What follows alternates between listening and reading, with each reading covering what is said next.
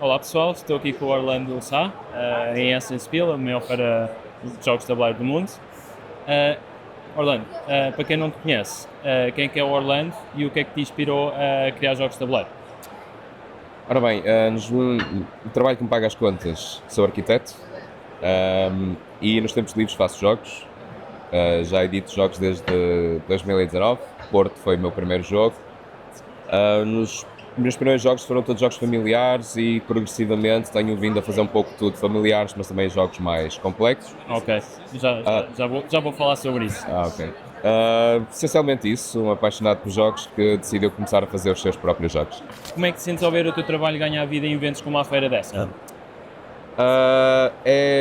Acho que é uma das razões pelas quais eu os faço.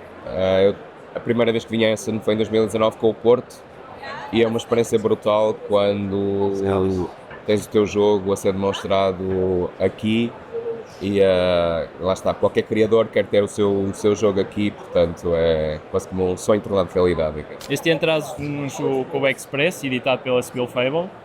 Diria que é o jogo mais complexo do teu portfólio até agora. Achas que estamos a ver uma mudança do teu estilo de design ou sentes que é uma resposta às tendências de mercado? Não, é mesmo isso. Eu trabalho em diferentes escalas, até porque eu fui-me apercebendo nos últimos tempos que o facto de trabalhar com jogos mais complexos e com jogos mais simples ao mesmo tempo faz que quando estou bloqueado num jogo mais complexo, ao trabalhar num jogo mais simples, de certa forma liberta-me um bocado a mente e depois quando volto ao jogo complexo já tenho uma capacidade de ver as coisas mais claras. Ao mesmo tempo, como tenho vindo a desenvolver jogos mais complexos, consigo fazer com que os jogos mais simples sejam mais limpos, mais elegantes, digamos assim, porque há um bocado essa procura. E é verdade, há uma certa mudança porque apesar de Cube Express ser de uma complexidade média-baixa, nos próximos anos provavelmente vão ser alguns jogos meus de complexidade já bastante mais Ok, elevada. ok. Queria agora lançar-te um desafio de fazeres o overview do Kobe Express em 2 minutos para as pessoas que ainda não o conhecem. Ok, o Cube Express é um verdadeiramente back to basics, old school, em que surgiu numa altura em que estava um bocado overwhelmed pela quantidade de componentes, de miniaturas que existem nos jogos e senti um bocado necessidade de fazer um jogo que voltasse às origens nos inícios dos anos 2000, quando os primeiros jogos, os euros, começaram a ser publicados. Old German.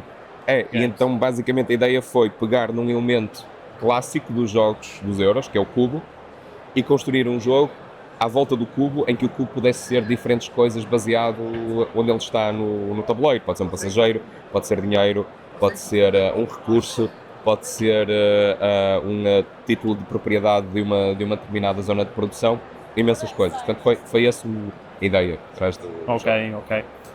Já tinha visto o Kobe Express na Liacon há 2 anos, numa apresentação para uma editora. Portanto, é um jogo que tens vindo a trabalhar já há algum tempo. De onde é que vem a inspiração para este jogo?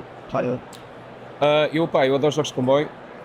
O meu jogo número 2 de todos os tempos é o Braço. Birmingham ou Lancashire, para mim são os dois. Tipo, há quem goste mais de um, goste de outros, mas é um jogo que eu adoro, absolutamente.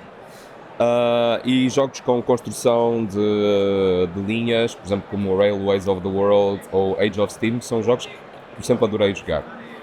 E eu decidi criar um jogo em que cada um está a participar coletivamente na construção de uma infraestrutura ferroviária, e em vez de cada um estar no seu próprio canto.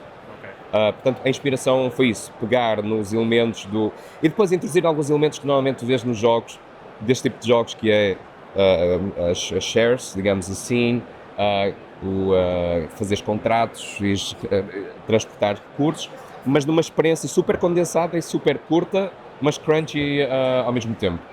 Certo. Ok. Há algum momento específico durante o processo de design do Kobe Express que te surpreendeu ou te fez mudar completamente o rumo do jogo? E quais foram os maiores desafios no desenvolvimento deste jogo? Houve algumas fases muito interessantes, por exemplo, o jogo chegou a estar nas mãos de um outro editor, chegou mesmo a estar a publicá-lo, mas depois decidiu mudar um bocado de perfil de jogos que ele estava a publicar, mas o feedback foi super importante e então, através da colaboração com essa editora, introduzimos elementos que não existiam originalmente no jogo. Portanto, sendo literal, até ao tema, pá, o jogo é tipo uma viagem em que tens várias bifurcações e a certa altura chegas a um produto final. Foi o que aconteceu quando publicámos aqui. Ok. O que é que esperas que os jogadores sintam ao jogar o Kobe Express? Aquilo que eu quis transmitir com essa ideia de criar, um bocado de voltar back to the basics, no bullshit, nada de miniaturas, nada de componentes super produzidos, uma experiência crunchy, rápida, quando a interação é essencial. Se os jogadores não interagirem uns com os outros, não vão fazer nada no jogo. Que nos permita voltar um bocado às origens, onde o que interessa não é o aspecto, mas os mecanismos do jogo. Eu por acaso noto que ultimamente têm sido muitos os euros modernos, em que efetivamente é cada um no seu espaço a fazer o seu motor de produção e cada vez mais jogos mais longos. Estes novos euros são jogos muito longos, 2, 3 horas. E efetivamente eu noto que estes old school German games que têm desaparecido um bocado, agora têm aparecido um ao outro. E efetivamente eram jogos que em uma hora tinhas uma experiência diferente e única em cada jogo que se fazia com esses tipo de jogos. Era esse o espírito que eu queria trazer para o jogo. Ok, muito bem. O Kobe Express, por ser um jogo de comboios com cubos, inevitavelmente não escapa às comparações com outros jogos de comboios. Quais é que foram as críticas ao feedback dos aficionados de jogos de comboios e dos 18xx? Em primeiro lugar, isto não tem nada a ver com 18xx, nem foi esse o objetivo. Isto basicamente até pode ser um jogo para aquecer a noite com 18xx, ou o dia, porque uma noite se calhar não é suficiente para alguns dos 18xx. Foi pura e simplesmente tentar transportar de uma forma mais acessível muitas das coisas que tu encontras nos grandes clássicos de construção de rotas ferroviárias, como os Age of Steam, ou os Railways of the World, e numa gama muito mais complexa os 18xx. Portanto, o objetivo não é dizer a esses gamers, olha, tem aqui um jogo desse género. Não, é dizer, está aqui uma experiência condensada, que inclusive pode jogar se calhar com alguém que tem muito pouca experiência deste tipo de jogos e possa ser um ponto de entrada para este tipo de jogos de pick-up and delivery, de transportar recursos, de completar contratos. Portanto, dentro dessa... Ok, mas tiveste feedback ou input muito pouco feedback ainda, porque o jogo é muito recente, está a sair agora. Mas mesmo durante os playtests, jogaste com alguém? Sim, o feedback é bastante positivo, porque é um jogo muito interativo. Tal como eu disse, neste jogo, se tu decidires não interagir com os outros, não vais conseguir fazer nada. É um jogo em que eu ganho uma coisa grande e tu ganhas uma coisa pequena se eu decido interagir com o sítio onde tu produzes um determinado recurso. Eu vou ficar com o recurso para mim, tu vais aumentar o teu valor nas shares. Se eu deixo um passageiro na tua estação, estou-te a dar a possibilidade de tu usares esse passageiro como pagamento para futuras estações, mas esse passageiro vai voltar para mim como dinheiro, porque eu estou a usar a tua infraestrutura e, portanto, os meus passageiros estão-te a dar dinheiro, mas estás-me a dar dinheiro. Portanto, se os jogadores decidirem não deixar passageiros na estação dos adversários, não irem buscar os custos aos adversários, eles vão ficar bloqueados. E, portanto, é um jogo em que te obriga mesmo a interagir com os outros. Mas lá está, dás um ponto ao adversário para ganhar 5.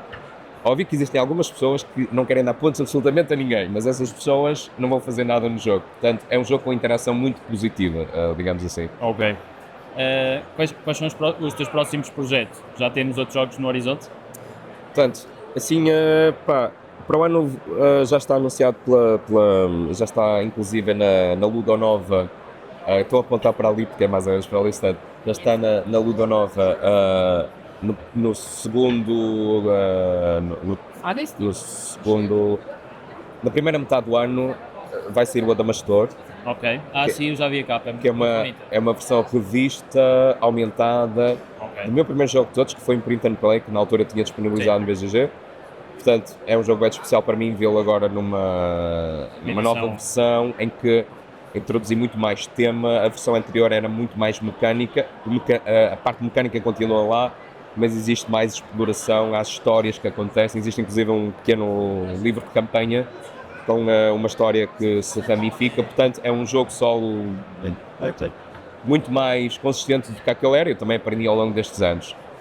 Depois, eu e o André Santos vamos lançar um jogo com a Osprey Games, que não podemos ainda dizer nada, porque o departamento de marketing proibiu-nos de falar acerca disso, mas ele vai ser anunciado perto do final do ano e será também para o final da primeira metade de 2025, para o ano.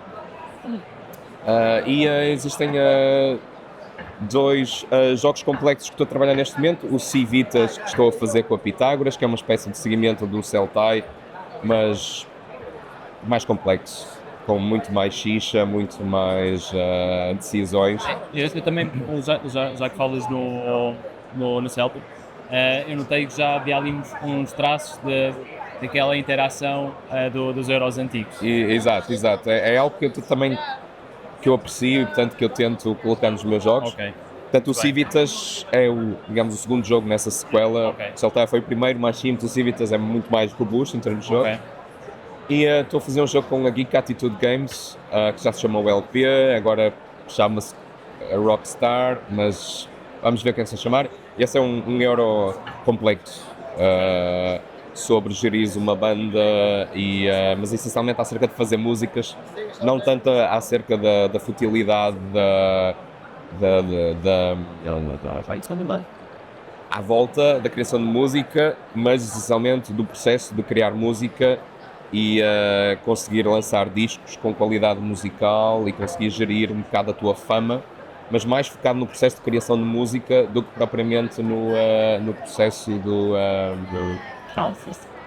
fluff à volta da indústria. Bem, já tens aí muitos projetos para te entreter agora nos próximos tempos. Sim, verdade. Desejo-te maiores felicidades. Temos aqui em Essen 2024, está a ser provavelmente a Essen mais cheia que eu já visitei aí dos últimos tempos. Escolhendo o Cube Express, qual será o grande jogo dessa em 2024 para ti? Eu saliento dois, com pesos completamente diferentes. Desculpa fazer a ligação portuguesa, mas um deles é a ligação portuguesa porque eu acho que o jogo é extraordinário, que é o Asian Tigers. Uhum. E é também o regresso do Nuno e do Paulo a desenharem jogos, um regresso que qualquer amante de jogos de tabuleiro estava ansioso porque eles voltassem. Tive a oportunidade de o testar em Leiria e acho que o jogo é extraordinário. É verdade, um bocado mais abstrato, mas é uma espécie de um Nippon Plus. Para quem gosta de Nippon vai adorar este jogo. O jogo é muito bom. E destacar também o Babylon da Geek Attitude Games, não porque sejamos amigos pessoais, eu e os editores, mas foi um jogo que eu resisti a testar durante muito tempo, me parecia muito gimmicky, com as peças em 3D, pensei, é um jogo de família, mas quando tive a oportunidade de jogar o jogo é bastante crunchy. E é um jogo que consegue aliar um aspecto visual absolutamente brutal com decisões super interessantes, e acho que é por causa disso que ele está completamente sold out, porque o jogo é mesmo muito bom. Portanto, eu destacaria esses dois. Ok, muito bem. Agora, para finalizar, uma pergunta se calhar um bocadinho mais filosófica. Qual é que é a tua opinião, aliás, na tua opinião, o que faz um jogo de tabuleiro realmente memorável? É a mecânica, é a interação entre os jogadores, ou algo mais profundo, como a forma como um jogo pode criar narrativas e experiências que perdurem para além da mesa? Eu acho que isso vai depender do tipo de pessoas a quem tu perguntas. Enquanto criador, para mim são as mecânicas que ficam. Obviamente que as pessoas que jogam os jogos são outras coisas, é a experiência, talvez a sensação de conforto, a sensação de desafio mental, não sei. Para mim, enquanto criador, são os mecanismos que chamam a atenção e, portanto, quando jogo jogos tenho tendência, eu jogo muito a mal, mas tenho sempre tendência de explorar coisas um bocado mais fringe nos jogos para testar e ver como é que os mecanismos aguentam esse tipo de coisas, porque é a cena que me fascina nos jogos, uma espécie de escalpelização de como é que os mecanismos também me ajudam no meu processo de crescimento enquanto designer, mas é um bocado isso, essa escalpelização dos mecanismos é a cena que para mim faz um jogo memorável. E quando tenho jogos que pegam num mecanismo que já existe e dão-lhe um twist novo de uma forma mais fresca, para mim isso é o que eu procuro nos jogos. Ok, olha, Rolando, obrigado por esta entrevista. Obrigado eu. Boa sorte aí nos próximos projetos. Obrigado. Vamos falar. Ok. Então lá, um abraço.